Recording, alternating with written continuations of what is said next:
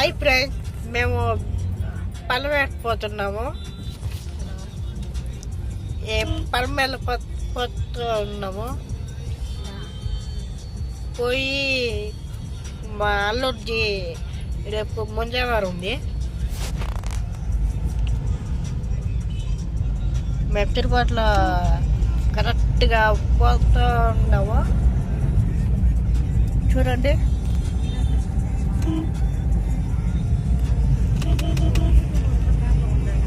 బాగుందా? బాగుంటే లైక్ కామెంట్లు చేయండి.